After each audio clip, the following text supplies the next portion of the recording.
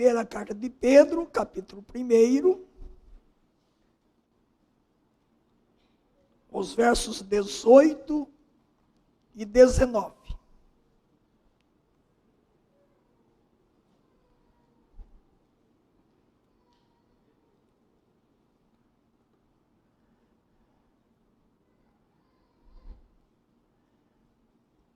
Sabendo que não foi mediante coisas corruptíveis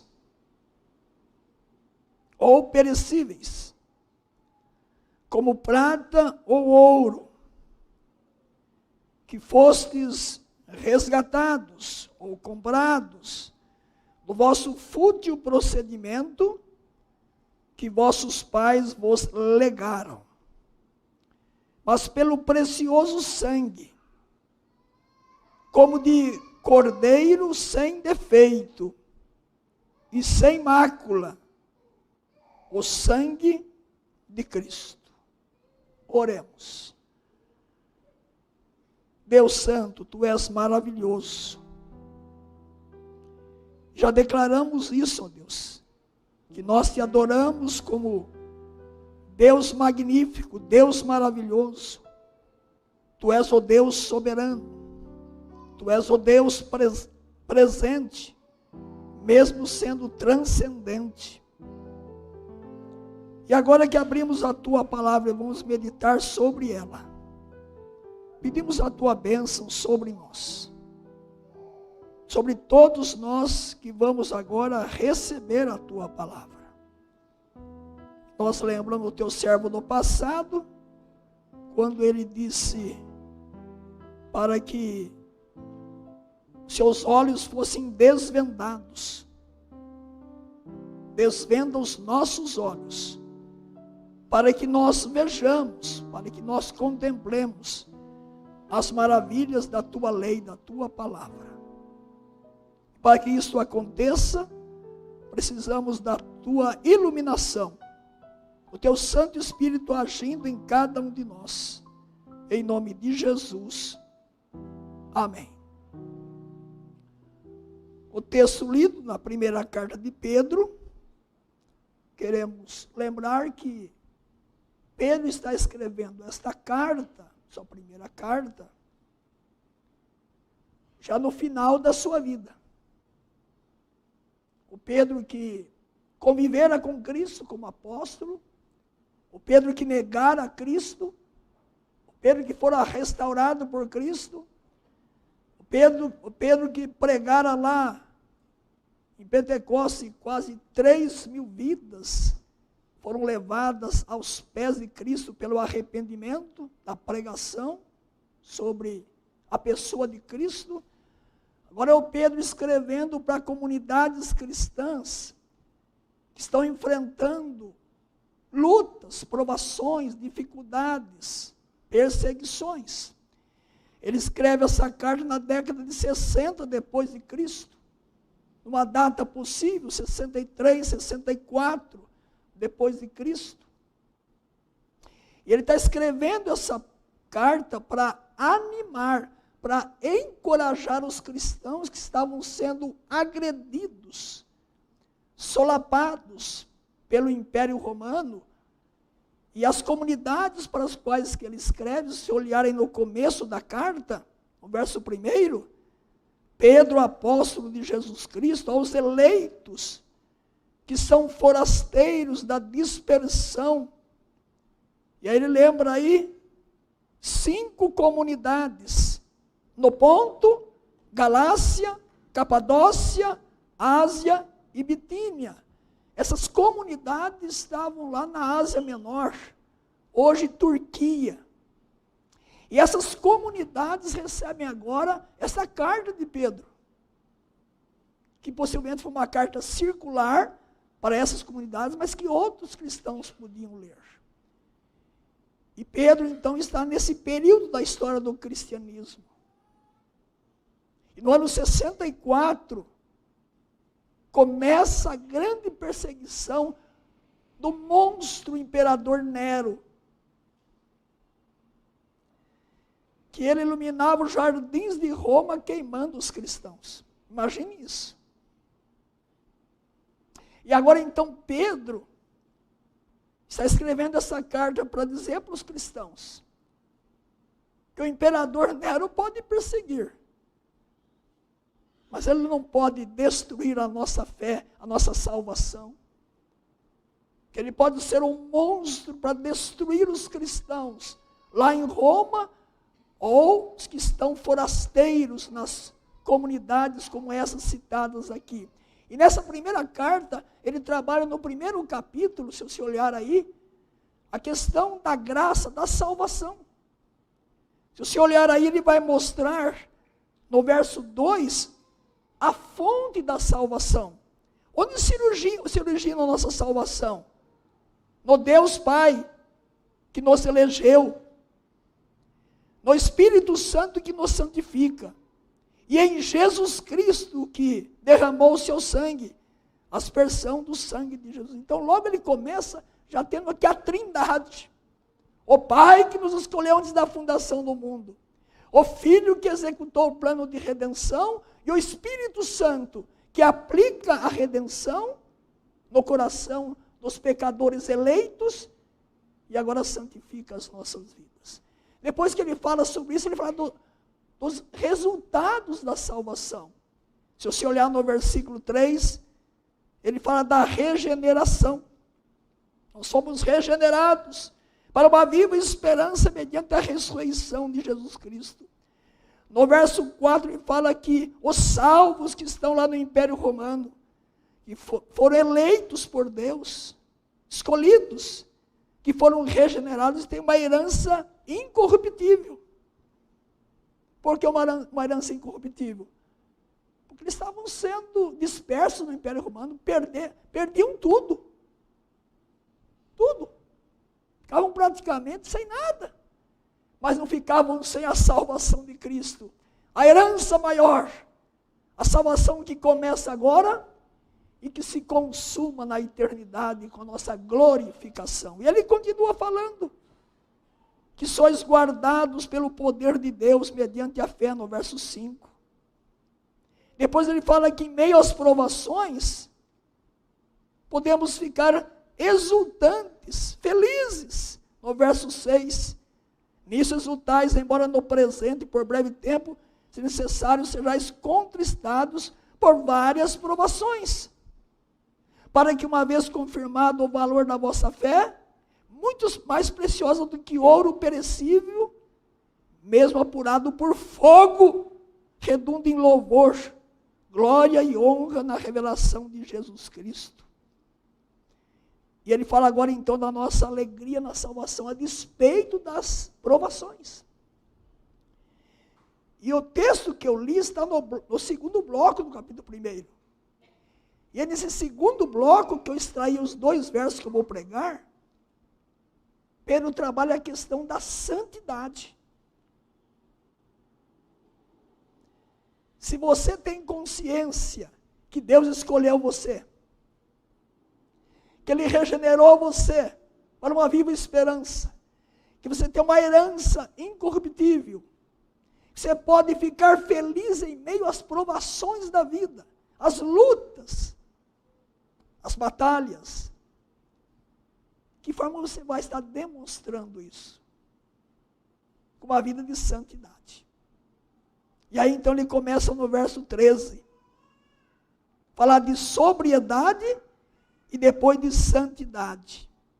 Se você observar o verso 16, porque escrito está, sede santos, porque eu sou santo. E aí ele entra agora, o que Jesus fez por mim. Então vamos para esta mesa. Essa mesa é um meio de graça. O que é um meio de graça? É um meio para me levar a uma vida de mais santidade, de mais compromisso com o reino de Deus. Por isso que eu escolhi esses 2 versos para trazer algumas verdades antes de pegarmos o pão e pegarmos o cálice nesta noite. O que Jesus fez por mim? Pedro faz questão de pontuar isso aqui no texto. A minha salvação não foi algo que custou pouco para Deus. Ela é de graça para mim. Mas a salvação para Deus custou a obra do seu único filho. Então, se você é um filho de Deus, se você já tem a graça salvadora, você precisa entender que a minha santificação, a minha santidade de vida, deve ser olhar para Cristo, o preço que Ele pagou por mim. E quando eu pego o pão e o cálice, eu digo, meu Deus, o teu filho foi entregue por mim, eu quero ter uma vida de mais santidade a cada dia. Quando eu for pecar, eu quero me lembrar que o meu pecado fere, agride o coração do meu Salvador. É nessa perspectiva que eu quero trazer essa mensagem. O que Jesus fez por nós é impossível contar. É impossível. Avaliar, explicar, interpretar totalmente. O que a Bíblia mostra para nós, eu diria que é um vislumbre de tudo quanto Deus fez por mim em Cristo Jesus. Seu sofrimento, sua morte. O que Jesus fez por mim? Pedro vai pontuar no texto que nós lemos aí. Nesse texto bíblico, belíssimo da Bíblia, o apóstolo Pedro fala um pouco do tanto que Jesus fez por nós. Veja no verso 19, a primeira coisa que ele lembra. Ele derramou o seu sangue em sacrifício. O verso 19 ele diz assim, mas pelo precioso sangue, como de cordeiro sem defeito e sem mácula, o sangue de Cristo. Irmãos, essa ideia de sangue, de sacrifício, ela permeia toda a Bíblia. Desde o jardim do Éden, quando o homem pecou e tentou fazer uma roupa de vegetal, não é isso? De folhas, Deus disse, isso aí não serve. E lá já no jardim do Éden, capítulo 3 de Gênesis, já houve necessidade de matar animal para fazer vestimenta para os nossos primeiros pais. Lembrando já o vislumbre, um tipo de Cristo. E todo o Velho Testamento mostra os sacrifícios, a Páscoa, quando cada família escolheu um cordeiro, sem mácula, sem defeito, um animalzinho, para matá-lo e participar daquele momento da Páscoa, da saída da escravidão do Egito. Todos os sacrifícios que foram colocados sobre altares no Velho Testamento, todos eles apontavam para o Filho de Deus. Quando Abraão vai ao Monte Moriá, com seu filho Isaque, ele está pronto a pegar a sua faca, o seu cutelo, ele levanta a mão para imolar o seu filho, ele foi interceptado.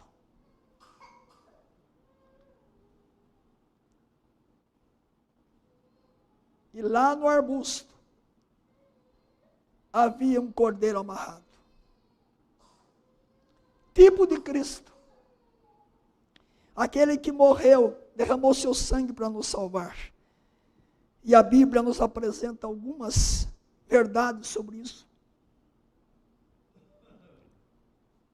Escolhi só alguns versos. Hebreus 9:22 diz, com efeito, quase todas as coisas, segundo a lei, se purificam com sangue. E sem derramamento de sangue não há remissão. Um texto bem conhecido que nós lemos em Confissão de Pecados. Se porém andarmos na luz como Ele está na luz, mantemos comunhão uns com os outros, e o sangue de Jesus, seu Filho, nos purifica de todo o pecado. 1 de João 1,7. Lá em Apocalipse, que mostra Cristo como Cordeiro, vamos encontrar lá no capítulo 12, verso 11. Eles, os cristãos, pois o venceram por causa do sangue do Cordeiro, e por causa da palavra de testemunho que deram, e mesmo em face da morte, não amar a própria vida. A salvação é fruto do que Deus fez por nós em Cristo. Na cruz, Jesus Cristo verteu seu sangue. Sangue saiu da sua fronte, das suas mãos, seus pés do seu lado. E para você pensar um pouquinho nessa ideia que Pedro evoca aqui, ele derramou seu sangue em sacrifício, nós sempre miramos. Cristo na cruz, de fato, derramou seu sangue. Mas se há um texto que eu fico impressionado quando eu leio, e é Lucas que fala sobre isso, e Lucas era um médico, né?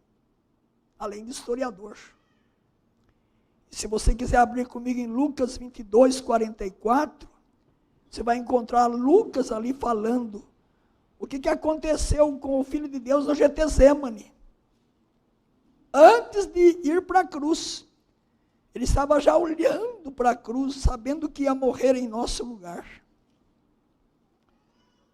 Capítulo 22 do Evangelho de Lucas.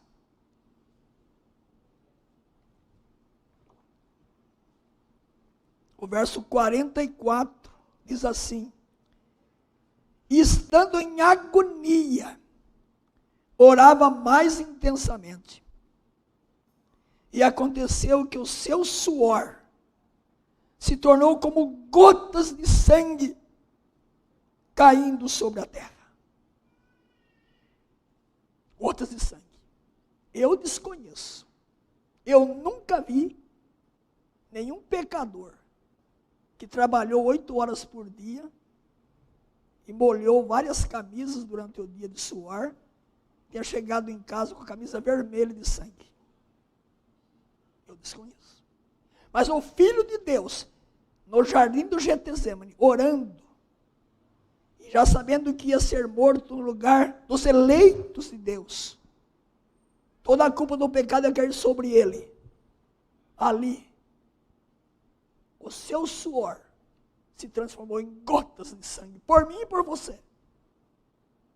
Ir para esta mesa é ter essa ideia de Pedro. A minha santificação tem que ter uma motivação maior do que simplesmente pensar, bom, eu quero ser mais santo. Sim, é verdade. Mas que eu possa a cada dia pensar, olhar para Cristo e dizer, Senhor, quando eu peco, eu estou ferindo o coração do meu Salvador. Essa é a primeira ideia que eu queria trazer. Mas Pedro lembra uma segunda coisa. Se você olhar nos versos 18 e 19, quando ele começa no verso 18, veja o que ele diz aí. Sabendo, eu estou propondo santidade para vocês, em meio às lutas, provações, se vocês estão salvos, eu estou propondo santidade para vocês, sabendo que não foi mediante coisas corruptíveis, ou como já falamos, perecíveis, como prata ou ouro, que fosseis resgatados do vosso fútil procedimento que vossos pais vos legaram. Ele está pontuando aqui, ele fala, fosseis resgatados. O verbo resgatar lembra comprar, adquirir, pagar uma dívida. Nós temos uma dívida com Deus que jamais poderíamos pagar como pecadores. E Cristo quitou a nossa dívida. Por isso que eu gosto de lembrar a expressão que ele usou lá na cruz, que ele disse, está consumado. Essa expressão consumado, em grego, é tetelestai. Tetelestai é uma palavra só. E essa palavra que diz na cruz, está consumado, está pago. Na cruz eu paguei o pecado de todos os pecadores que o Pai vai me entregar. A dívida impagável, Ele pagou para nos comprar, para nos adquirir. E o apóstolo Paulo vai dizer para nós lá em 1 Coríntios 6, 19 e 20, acaso não sabeis que o vosso corpo é santuário do Espírito Santo, que está em vós, o qual tendes da parte de Deus, e que não sois de vós mesmos, porque fostes comprados por preço. Que preço? O sacrifício de Cristo. Agora, pois, glorificai a Deus no vosso corpo.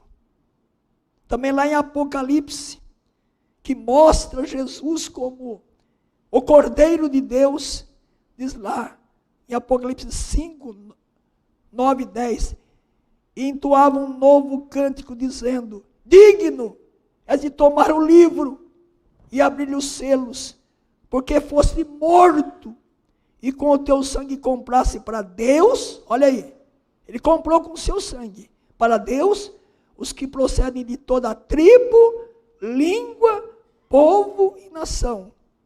E para o nosso Deus, os constituíste reino e sacerdotes, e reinarão sobre a terra. Fomos resgatados, comprados, adquiridos pelo Senhor. E quando eu penso nisso, eu lembro o que Jesus disse lá em João 8. E conhecereis a verdade vos libertará.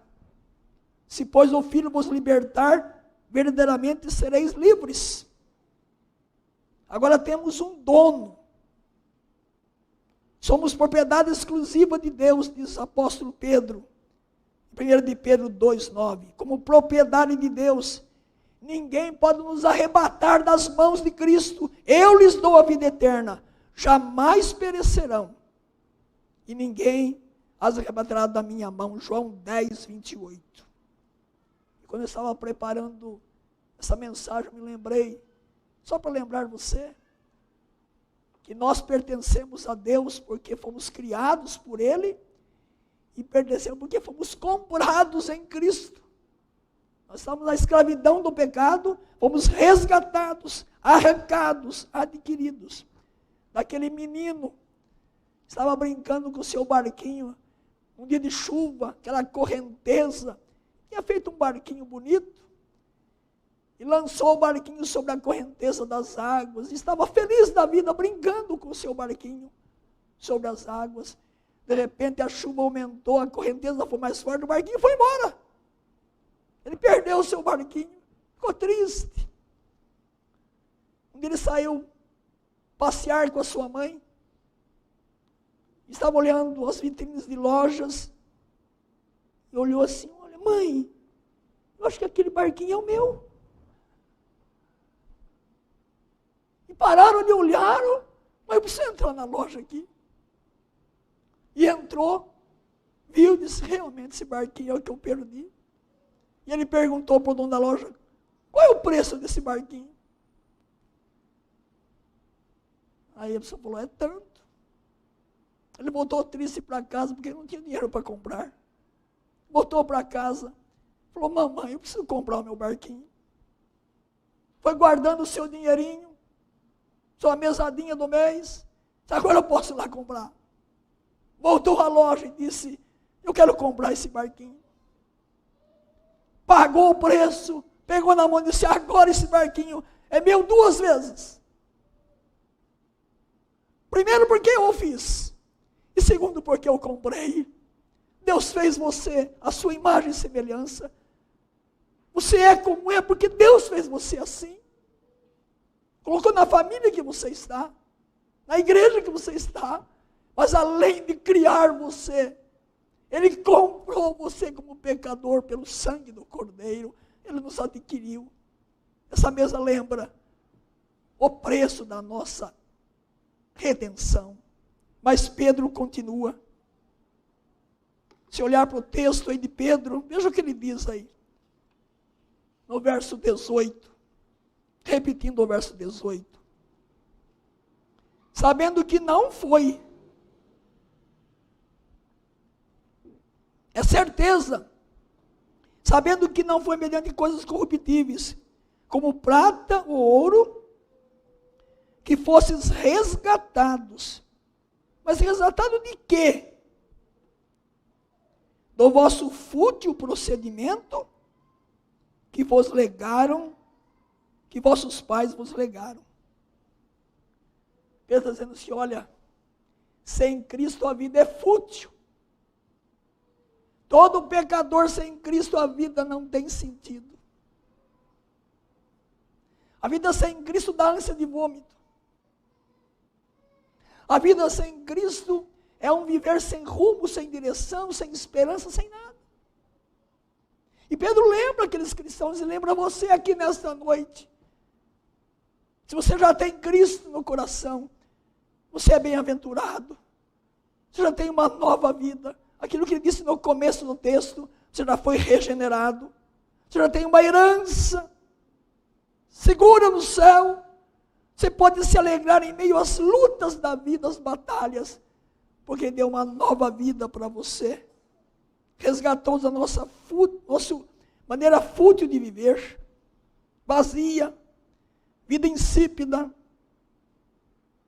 E quando eu estava pensando nesse texto, eu pensei, quantas pessoas hoje procuram dar sentido à vida nas drogas, nas obras da carne, na carnalidade, nos prazeres, na sexualidade irresponsável, libertina que o mundo oferece. Quantos estão vivendo hoje no consumismo, na insatisfação? Quantos estão lutando na vida para ter mais bens materiais, pensando, eu vou ser feliz. Não vai. A fonte de alegria é Cristo. E fora de Cristo não há sentido para a nossa vida. Não há satisfação. Pedro lembra, Cristo com o seu sangue nos comprou de uma vida fútil, vazia, sem sentido. E eu pensei, podia até cantar aqui hoje, né? O cântico satisfação é ter a Cristo. Não há melhor prazer já visto. Sou de Jesus. E agora eu sinto. Satisfação sem fim. Satisfação é nova vida. Eu com Jesus em alegria. Sempre cantando a melodia. Satisfação sem fim. Sem paz real. Sem gozo na aflição. Achei o segredo. É Cristo no coração. Satisfação é não ter medo. Pois meu Jesus virá bem cedo. Logo em glória eu hei de vê-lo. Satisfação sem fim.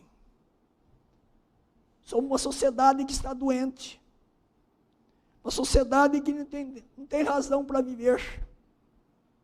E o texto é enfático. Cristo nos resgatou, nos libertou e nos deu uma vida nova em Cristo Jesus. Quem sabe hoje alguns estão esperando satisfação se vai ter uma solução política para o nosso país.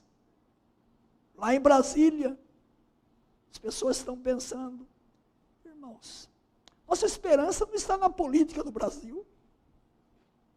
Há um Deus soberano que nos amou primeiro em Cristo Jesus. Nossa satisfação está em Cristo. Conclusão da nossa mensagem.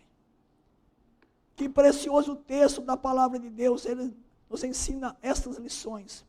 Foi preciso que Jesus morresse na cruz, que seu sangue fosse vertido, derramado em nosso lugar. E esta mesa lembra exatamente o sangue do Cordeiro. Esse texto não lembra, porque Cristo morreu, ele nos comprou, pagou um alto preço. E agora somos resgatados, temos um dono, somos propriedade de Deus. Em Cristo temos vida nova. Jesus nos resgatou da futilidade das coisas vãs e deu sentido à nossa vida. Isto é o quê? Maravilhoso. O meu desafio é que você pegue o pão hoje e pegue o cálice e fale, Senhor, quem eu seria sem Cristo? Onde eu estaria sem Cristo?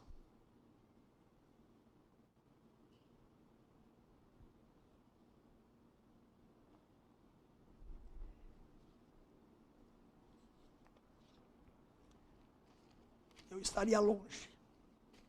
Muito longe. Talvez nem estivesse vivo mais. Eu era um jovem buscava razão para a vida, satisfação para a vida, e só encontrei em Cristo. Antes de eu me chamar para ser pastor, eu já tinha na minha alma um grito, uma crise existencial, que eu encontrei tudo isso em Cristo. Se eu estou pregando isso aqui hoje, para irmos para esta mesa, porque um dia o meu coração foi inundado por esse Cristo que me deu nova vida, e pode dar para você nesta noite. Você participe desta mesa sendo já salvo, com essa verdade na sua vida. Se você que está presente aqui, ou você que está conosco pela internet, ainda não tem nova vida, Pedro, o servo de Deus, está dizendo que só em Cristo nós somos comprados, resgatados e temos uma vida plena, satisfeita.